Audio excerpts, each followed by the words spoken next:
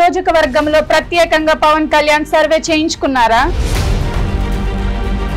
రాబోయే ఎన్నికల్లో జనసేన అధినేత పవన్ కళ్యాణ్ ఏ నియోజకవర్గంలో నుండి తాను పోటీ చేయబోతున్న విషయాన్ని పవన్ ఇంతవరకు అధికారంగా ప్రకటించలేదు. దాంతో అనేక నియోజకవర్గాల పేర్లు ప్రచారంలో ఉంటున్నాయి. తాజాగా పిఠాపురం నియోజకవర్గంలోనే పవన్ పోటీ చేయబోతున్నారనే ప్రచారం ఊపందుతుంది. ఇంతకు ముందు కూడా ఈ నియోజకవర్గంపై ప్రచారం జరిగినా మళ్ళీ ఎందుకో మరుగుపడిపోయింది. అలాంటిది ఇప్పుడు సడన్ గా మళ్ళీ ప్రచారం ఊపందుకుంది.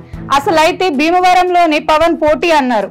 అయితే ఇక్కడ నుండి ఎమ్మెల్యే పులపర్తి రామాంజనేయులని పోటీ చేయమని స్వయంగా పవనే అడిగారు. దాంతో భీమవరంలో పవన్ పోటీ చేయటం లేదని తేలిపోయింది. మరి పోటీ చేసే ఉద్దేశం లేనప్పుడు టీడీపీ నేతల ఇళ్లకు వెళ్లి మద్దతివ్వాలని ఎందుకు అడిగారో అర్థం కావటం లేదు. టీడీపీ నేతల ఇళ్లకి పవన్ స్వయంగా వెళ్లి మద్దతు అడగటంతో భీమవరంలో పవనే పోటీ చేస్తున్నారనే ప్రచారం పెరిగిపోయింది. సరే, ఈ విషయమై క్లారిటీ రాగానే పిఠాపురం నియోజకవర్గం పేరు ప్రచారంలోకి వచ్చేసింది. ఈ నియోజకవర్గం పేరు ఎందుకు ప్రచారంలోకి వచ్చిందంటే పవన్ తన పోటీ విషయంపై ఫిబ్రవరి నెలలోనే 2 సార్లు సర్వే చేయించుకున్నారట. ఈ నియోజకవర్గంలో ప్రత్యేకంగా పవన్ సర్వే చేయించుకున్నారు కాబట్టి ఇక్కడి నుంచే పోటీ చేసే ఆలోచనలో ఉన్నట్లు పార్టీ నేతలే చెబుతున్నారు. దీనికి ప్రధాన కారణం ఏమిటంటే ఇక్కడ కాపు సామాజిక వర్గం ఓట్లు ఎక్కువగా ఉండటమేనట. నియోజకవర్గంలో సుమారు 2.5 లక్షల ఓట్లుంటే కాపుల ఓట్లు సుమారు 60,000 దాకా ఉంటుందని అంటున్నారు. కాపులంతా గంపగుత్తగా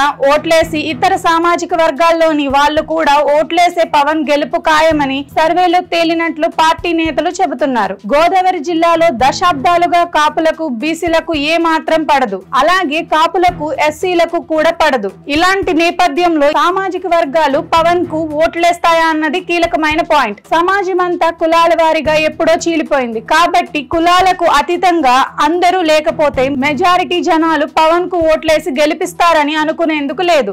మరి చివరకు ఏం జరుగుతుందో చూడాలి.